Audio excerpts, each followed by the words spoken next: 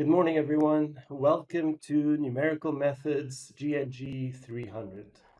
I'm the instructor for this course. My name is Abdurrahman Ghannoum, and the official book for this course is Applied Numerical Methods with MATLAB for Engineers and Scientists by Chopra SC. So this course, we're going to go through a bunch of basically topics. They're all listed here. Today, we're going to start with modeling computers and error analysis. Then the second topic is roots finding. Then the third one is solving systems of linear equations.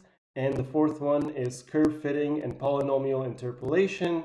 The fifth one is integration and differentiation. And the last one will be on ordinary differential equations.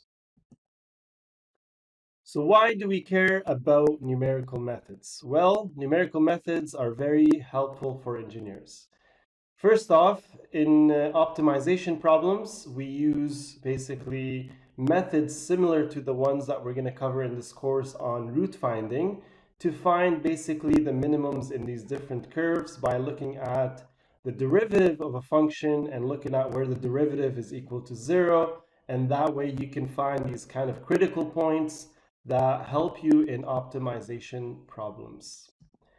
Also, when we're looking at simulations, we also use basically differential equations, whether they're partial or ordinary differential equations. In some cases, they're partial differential equations.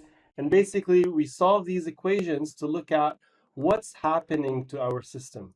So here we can see an example, maybe a civil engineer would probably focus on where we have a bridge and we have some type of kind of pulse force that's being exerted onto the bridge, and then we look at the reaction that's happening afterwards. So again, we solve equations to do this, and numerical methods are used to solve these basically differential equations. In this course, we're only going to look at ordinary differential equations. We're not going to look at partial differential equations though.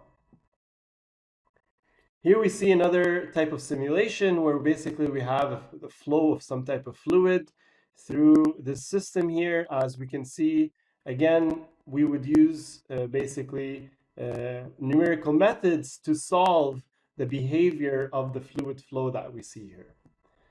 Similarly here, we see electromagnetic waves going through an optical fiber, and basically this is light, and as the light transmits through a fiber, it's basically changing from spot to spot. And what we see here is basically the result of a simulation made into this kind of short video, as we can see.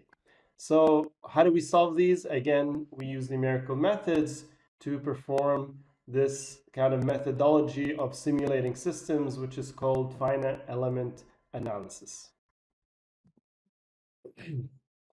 All right, so in this course, we have different kind of things that we're going to be assessing you with.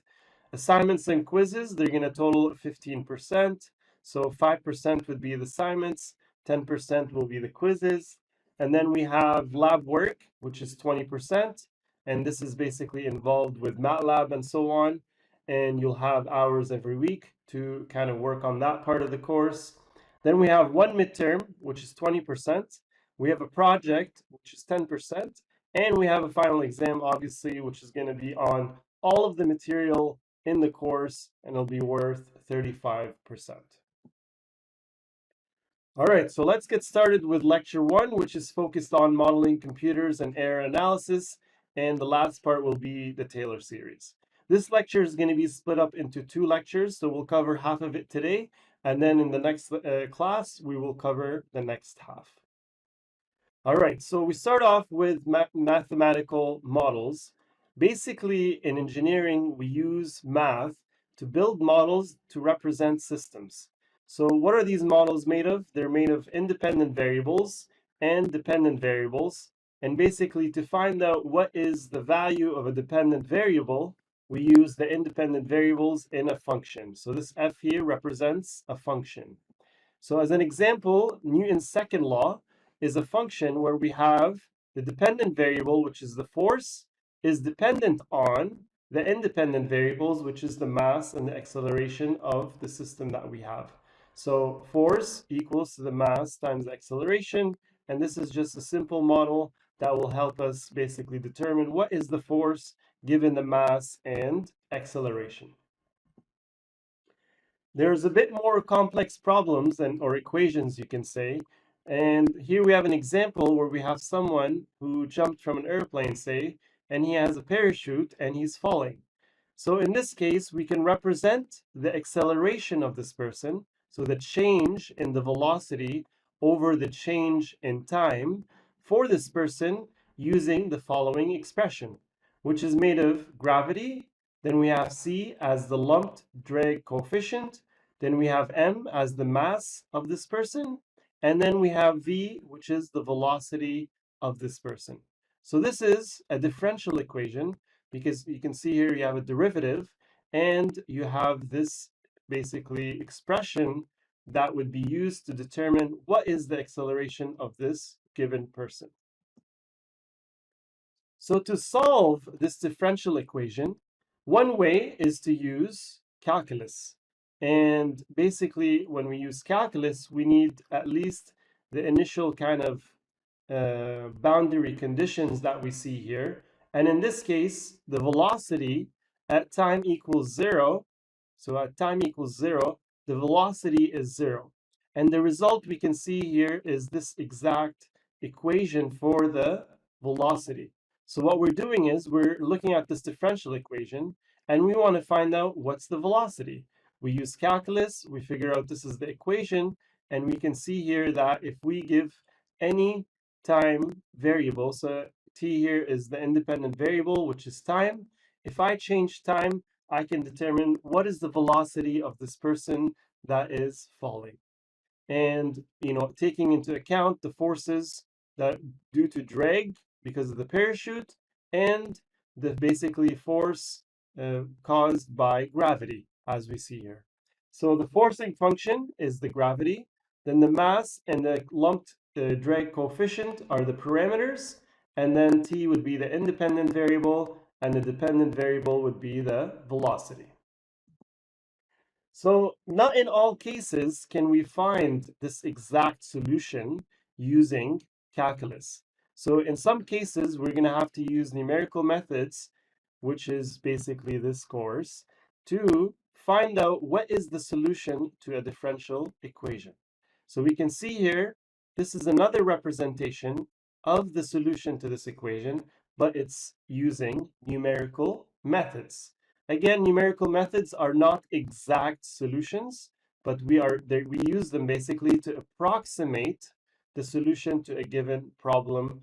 As we can see here, this is a differential equation, and we're trying to approximate what is the velocity at a given time, given an initial velocity at a given time, and looking at basically the step size that we see here.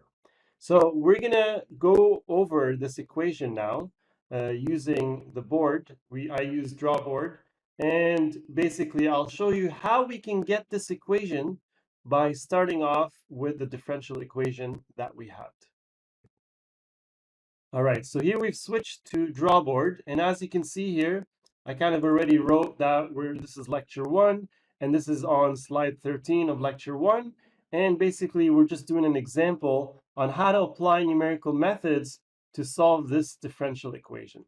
So the method that we're going to apply now is the finite difference approximation, or it's also known as Euler's method, which is basically a method that we're going to cover later on in this course, but we're just doing an example here. I'm just trying to show you how we can approximate a solution to this problem using numerical methods. So the first thing is we're looking at the change in velocity over time. And this can be basically approximated, right, by looking at what is delta V, which is the change in velocity, over the change in time at a given step size. So this is basically equal to the velocity at time I plus 1, which is basically a velocity at a future step, minus the velocity at an initial time that we might have, divided by delta t, which is basically ti plus 1 minus ti, which again would be the initial time and the time forward given a specific step size. So we can basically rewrite the equation that we see up here, equation 1.8, as the following. So we can say that velocity, ti plus 1, minus the velocity at the initial time divided by ti plus 1 minus ti is equal to everything that we see on the right side there. So we have gravity minus c, which is the lumped drag coefficient, divided by the mass times the velocity squared. So another thing to note here, you can kind of look at this as the slope for a graph, which is v versus t, right? When we look at dv over dt, we're basically looking at the slope of this graph. So this whole term that we see here is basically the slope for this velocity versus time graph. So now we're going to rearrange this equation to basically solve for what we want to solve for the velocity at a given time forward. So just simple rearrangement, we're going to do v ti plus 1 is going to equal to the velocity at an initial time plus what we have here is the slope, so g minus c over m, v squared, multiplied by what we have on the bottom here. So this is going to be all going to the right side, basically moving this to this side, and it's going to be ti plus 1 minus ti. So there we have it. That's basically the equation that was on the slide, and this is basically our new value that we're kind of finding using this numerical method. And this would be our old, or we can say initial value. And then what we see here is the slope, and this here would be our step size. So it's going to be very common for us to see basically step sizes in numerical methods, and they play a significant role in the accuracy of the method that we're using. So how much error do we have in that method? So we're going to see that in the slides now. So going back to the slide. So here what we see is basically what is the difference between the approximation and the exact solution on a graph. So here we have, time 0, they obviously both have the same values because at time 0, the velocity is 0. That was the initial conditions that we said in the beginning. Then we have it at, a time step forward. In this case, the step size, ti plus 1 minus ti, is the delta t here, which is 2 seconds. So this first point is going to be at 2 seconds. Second point at 4, 6, 8, 10, 12.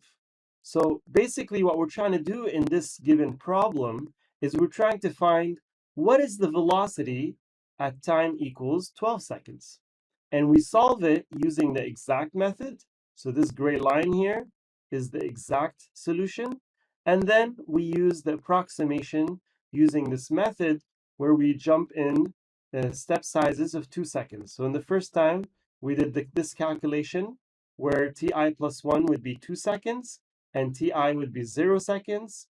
We did the math and we found this would be the approximation. Then using that value, we again do another calculation and then we approximate what's the value at time equals 4 seconds, and so on. So you can see that in the numerical method, it deviates slightly from the exact solution, but at this 12-second point, it gets pretty close to the exact solution as we see here. So how many computations did it take for us to find this? It took 6 computations, right?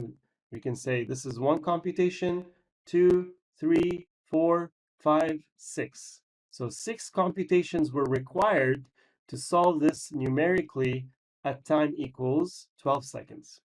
To get a more accurate result, we would have to use more computations. What do? We reduce the step size.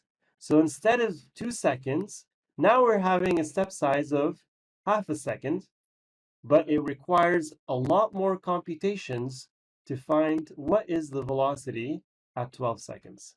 So again, the trade-off is you get more accuracy with a smaller step size, but you require a lot more computations. So if you're looking at a computer and you're doing this using a computer, it takes you more time to find the solution because you're using a smaller step size.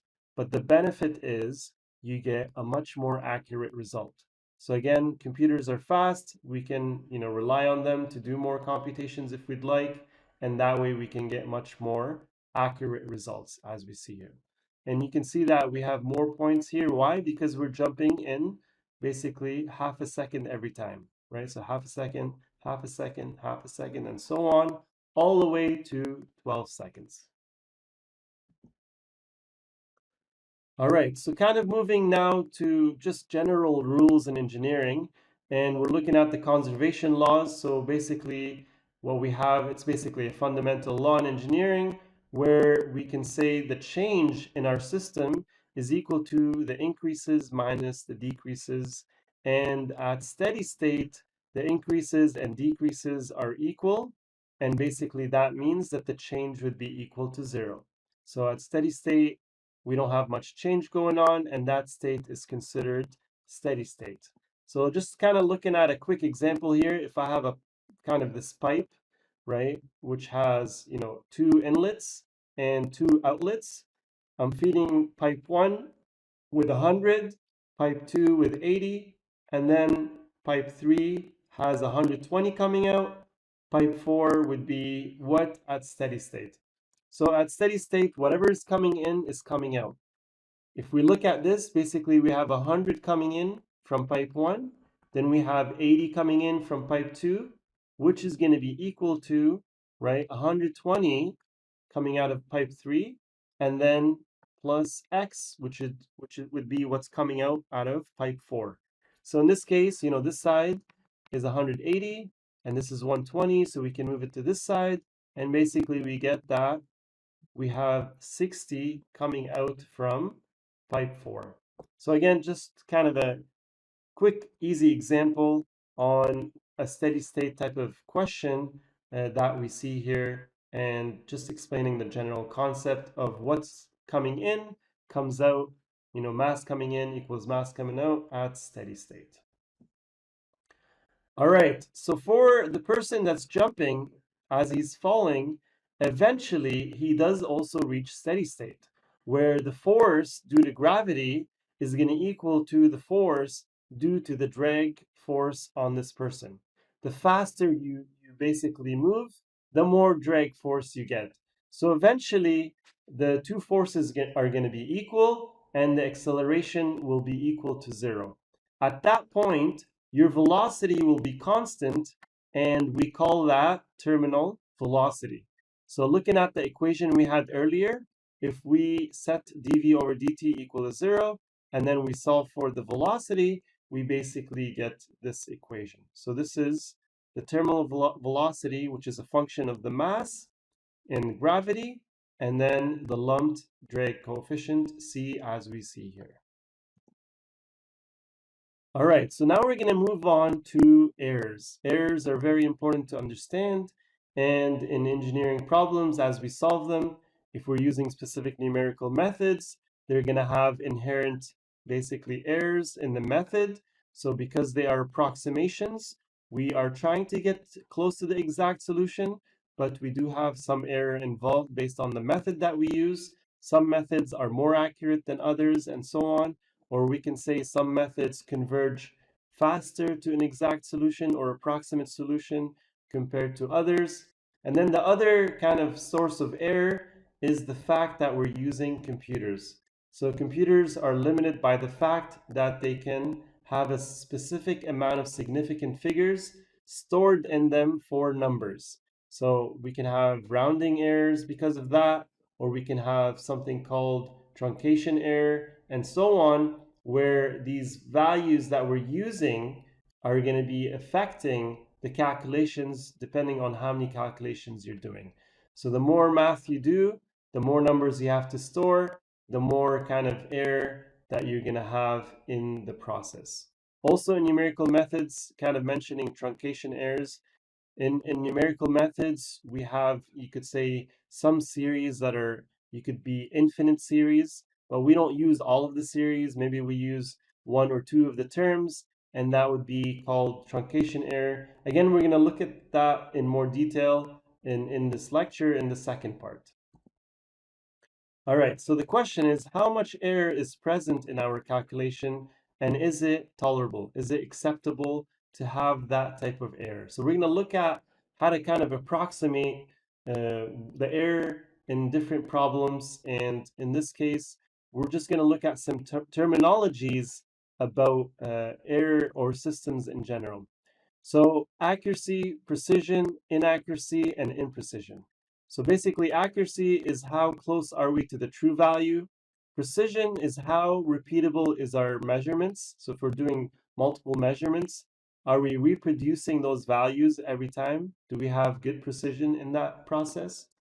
If we have a systematic deviation from the true value, then we have a bias, basically. It's an inaccuracy where every time I do a measurement, instead of getting the true value, say, which is 10 centimeters, I'm always getting 8 centimeters.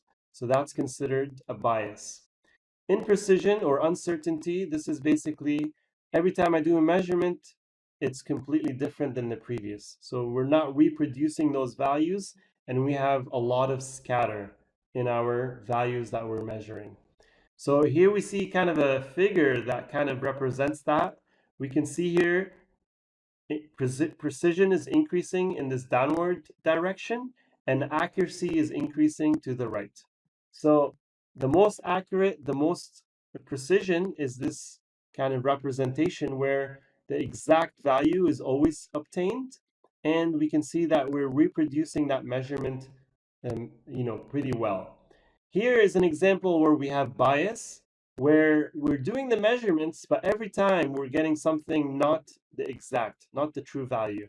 We're getting a value, and it's kind of somewhat reproducible, but it's far from the true value. So again, that's a inaccurate, or we have some type of bias in the system.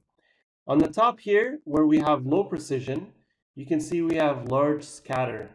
If we take this large scatter, I take the average of these values, you can see that the average would be somewhere here, which is not at the true value, right? So this would be low accuracy. On this right side here, we can see we have a lot of scatter, right? But if I take the average of all these points, I would be somewhere near the true value. That means I have high accuracy, but low precision in this type of system that we have. Again, this would be related to some type of measuring tool that you have that you're using to measure something specific. All right, so quantifying error, we're going to introduce these variables. The first one is the exact error, which is E subscript T. The exact error is what is the value of approximation compared to the true value. So true value minus the approximation gives us the exact error. And the T here basically signifies that we're comparing to the true value. So the true value is known, and we're using an approximation to basically determine what is the exact error. So relating to this kind of exact error, we have true percent relative error, which is epsilon subscript t, which is basically the exact error divided by the true value times 100%. So it's kind of a relative measurement. We can see that we're looking at relatively compared to my true value, what is my exact error times 100%. So those will be useful to look at, how accurate is my system if I know the true value. But in some cases, we actually don't know what is the true value. So in numerical methods, for example, we use a lot of methods that has iterations. So basically an iteration is where I do a calculation, then I do another one, then I do another one using the values I got from my initial calculations. And doing that, we iterate and we try to find a more accurate approximation of what we're trying to do. So when we're doing that, we want to measure what is the relative error, but we don't know what is the true value.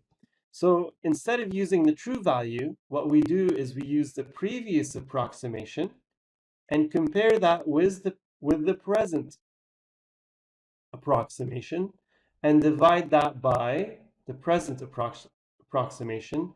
Why do we do that? Because we're assuming that the present approximation is more accurate than the previous one. So we're dividing by the present, multiply by the 100, and what we get is the percent relative error. So this is not true percent relative error. This is percent relative error. So then we get epsilon subscript a as the variable, where a basically signifies that this error is normalized to an approximate value and not the true value like we did in the previous slide. So again, this will be useful and we will be using this very often in this course, and you will have to remember this basically. All right, so when we're looking at this approximate kind of percent relative error, what we want to do is we want to find out, based on the iterations that I'm doing, this value should get smaller and smaller and smaller. But when do we actually stop? At what value should we say, all right, we have enough accuracy, so let's just stop there? So we're going to introduce this other variable called epsilon subscript s. And this will be our tolerance, all right? So looking at our percent relative error, taking the absolute value of that, because sometimes it's positive, sometimes it's negative, what we really care about is how far is it kind of from a given reference point. So if this is less than the tolerance, then we can stop doing the math and we can say, all right, the value we got is accurate enough, we're going to stop there. Again, this value here, you would have to determine what's a good value for this tolerance. So we're going to look at this equation here that will give us a good kind of approximation of what the tolerance should be given a number of significant figures that you want in your answer. So for example, if you want 3 significant figures in your answer to be accurate, then you plug in 3 to this equation, so you get 2 minus 3, which makes -1.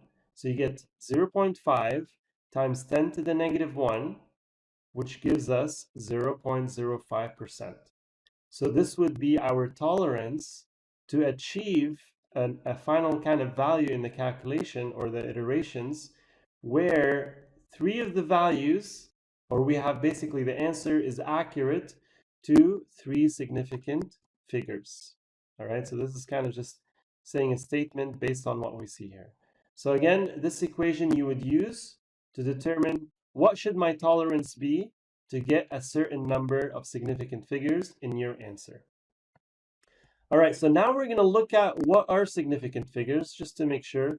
Again, you guys, most of you should be familiar with this, but we're just going to go over it again to make sure everyone understands what are significant figures. So here we have an example of this value, 53,800.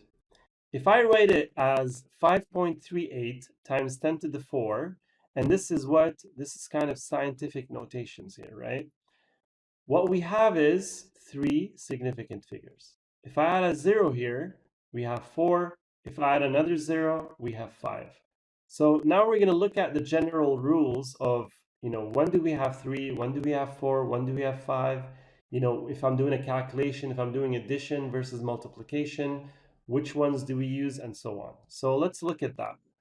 All right, so again, this is scientific notation, just kind of mentioning what I already mentioned, where we take a number and we write it where we see it's multiplied by 10 to the power to some exponent, as we see here. So 123 million can be written as 1.23 times 10 to the 8, or 0.123 times 10 to the 9. In both these cases, we have 1, 2, 3 significant figures, as we see here. Here we have also 2, here we have 2. All right, so significant figures is basically a number of a number are the digits from the first non-zero digit on the left to either. So the last non-zero digit of the number, if there is no decimal point, would be where your last significant figure would be. Or if you do have decimals, then it would be the last digit, whether it's zero or non-zero, on the right if there is a decimal point. All right. So here, for example, this number, I don't have a decimal point, or basically there is a decimal, but we didn't write it. So the last non-zero digit of the number, right, to the left, we can see here is what? 3. So how many significant figures do we have? 1, 2. So this would be 2 significant figures. If I have a decimal though, right, then it would be the last digit on the right, whether it's 0 or non-zero. So we can see we have a decimal. What's the last number on the right? It would be this value. So that means I have 1, 2, 3, 4 significant figures in this case. So in scientific notation, we would write this as 2.3, signifying that we have only 2 significant figures. And for this one, to signify that we have 4, we write 2.300. All right, here we have a whole bunch of other examples. So here we have, 2300.0. So now the last one to the right, because we have a decimal, would be the 0. And we can see that we have 1, 2, 3, 4, 5 significant figures. So again, in scientific notations, we would write it like that. Here, we don't have a decimal. So the last one to the left, we can see here, which is the last non-zero, would be the 4. So in this case, we have 1, 2, 3, 4 significant figures. Here we have decimal, right? So we take the one to the right, the last one to the right. So we can see here we have 1, 2. So this would be the last one. And we would not use these kind of trailing zeros in this case. Again, here we have 0.03500. So to the right, the last one would be this 0 because we have a decimal. And we would count from the first non-zero value, which is 3. So 1, 2, 3, 4. 4 significant figures. All right. And just another term that we use to signify if we have a lot of significant figures. Basically, the more significant figures you have, the more precise the value that you have. So again, precision, or the word precise, is used also to signify if you have a lot of significant figures in a given measurement. All right, so there's something called implied uncertainty when we have significant figures. So as an example, if you report the value of a measured quantity with 2 significant figures, you're basically indicating that the value of the third figure may be off by as much as half a unit. All right, so as an example, if I report a value as 8.3 grams, I report a mass of something as 8.3 grams. So we have 2 significant figures. The third figure, which is, what would be out here, would be off by half a unit. What's half a unit? Basically 1/2, or in this case would be 0.05. This kind of point right here. So this could be basically either 8.25 or 8.35. So we can see, we can write it as well like this. So 8.3, the uncertainty, the implied uncertainty, is the third figure. So we have the first, second here, first, second, they're both zeros. The third one is half a unit, so we wrote a 5. And that would basically tell us that 8.3, if I report it as 8.3, this means it could be a value between 8.35 and 8.25. So something in between there would be my actual true exact value. But we reported it as 8.3 because maybe our equipment or tool only gives us this many significant figures. If you report it as 8.30, now you have 1, 2, 3 significant figures. So the one which is the fourth, right? The fourth would be 0.005. This would be the fourth. Taking the half unit of that, this would be your implied uncertainty. So then 8.3 plus or minus 0.005 will tell us that the value is somewhere in between 8.305 and 8.295, right? So if I report it like this is what it means. And you can see here, because we have more significant figures, our uncertainty is a lot smaller. And this also signifies that we have more precision, right? So this value is more precise compared to this value, which only has 2 significant figures. All right, so now we're going to look at multiplication and division.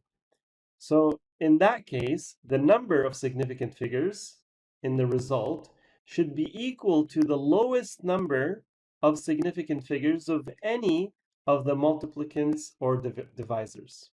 So we're looking all of the values. The one with the lowest significant figure will be used for your final answer. So you round off the final results, but keep extra significant figures in intermediate quantities. So if there's multiple steps in the calculation, you keep all of or a lot more significant figures in those intermediate steps.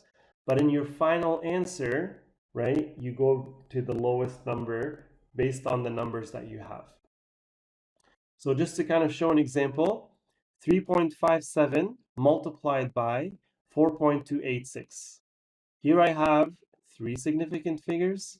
Here I have 4 significant figures. So then my final answer should have the lowest of the two. So the lowest would be 3. So then the final answer is going to have only 3. Here another example. The first number here has 2 significant figures. So we have 2 here, we have 4 here, and we have 3 here. So then the final answer should only have 2 significant figures. So instead of 318.43, we write 320, or 3.2 times 10 to the 2. All right, in addition and subtraction, the rule is slightly different. So in this case, when 2 or more numbers are added or subtracted, the positions of the last significant figures of each number relative to the decimal point should be compared. So we compare them, and of these positions, the one furthest to the left is the position of the last permissible significant figure of the sum or the difference. So as an example, 1530 and 2.56. So we look at the position of the one furthest to the left. So we can see here to the left, the furthest is this 3. Compared to the decimal, you can see if we had a decimal, it would be here. The one furthest to the left would be this 3. So then the final answer, right, should have the position of the last permissible significant figure, right, which would be this 3. So if I take 1530, subtract 2.56, we get this value in the end, so 1.52744 times 10 to the 3. But in this case, we can only keep 3 significant figures from the left, as we see here. So then, instead of writing 1.527, we round. So when I'm rounding, the 7 makes the 2 a 3. So we end up with 1,530. So almost basically the same number that we started off on this left side. So it doesn't change, all right? So this is in addition and subtraction, as we see here. So here, just to kind of, again, signify, any leading zeros, right, are not significant. So in this number here, the first significant figure is this 1. So we have 1, 2, 3, 4. 4 significant figures. If I had a 0 here, then it would be 5 significant figures. But I don't have a 0 there, we just have these numbers. Everything before that, all of these zeros are leading zeros, and they are considered not significant. Another way to kind of look at those, if you wrote these numbers in scientific notations, you would also see that you would write 1.753 times 10 to the negative, some value. And you can see that it's only for significant figures. All right. Types of error, we have something called round-off error. All right, so numbers such as pi, exponential, square root of 7, these values basically go to infinity. Yeah. For example, pi is 3.14 blah blah blah blah blah. So it's a very very large kind of number which goes to infinity. So what we have is round-off error. So instead of using all of the values, we're using up to a specific significant figure. So because of that, we are rounding, and because we're rounding, it's called round-off error. All right. So in a computer, right, these numbers, any numbers that we use, are saved in a specific format. So this is the format where the base of the number that we're saving is base 2. All right, so base 2 is used in computers. And what we have here is e, which is an exponent. Then m would be the mantissa. And we have a plus or minus as the sign for the value, whether it's a positive number or a negative value. So this is the format, right, or the expression representing how we save numbers in computers. All right, and it's called the floating point form. All right, so for every one of these, the b here is the base, and it's 2, so we don't really need to save any number for that. The computer already knows that the b is going to be a 2.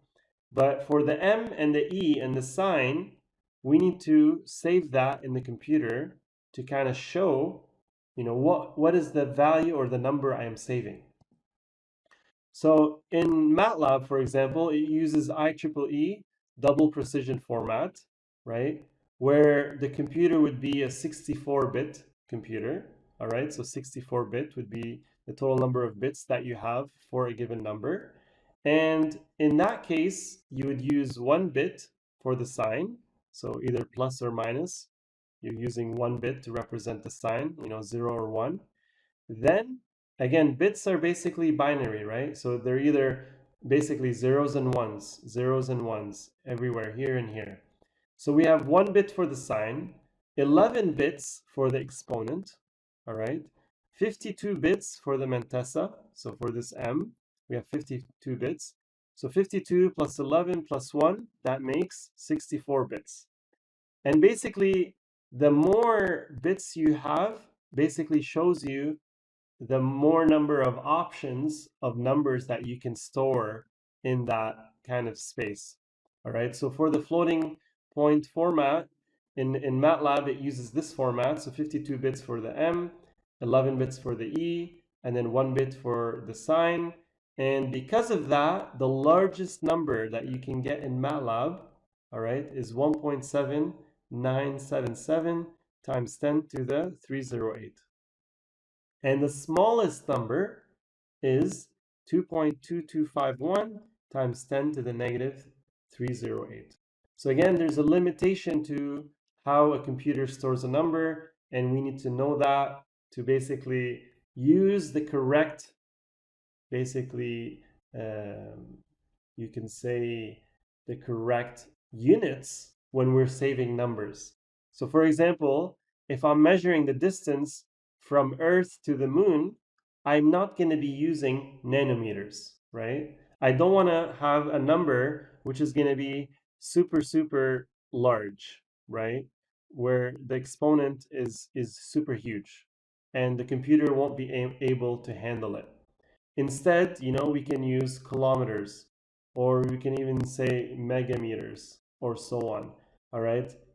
Typically, when we're looking at space, right, they use light years as the unit for measuring.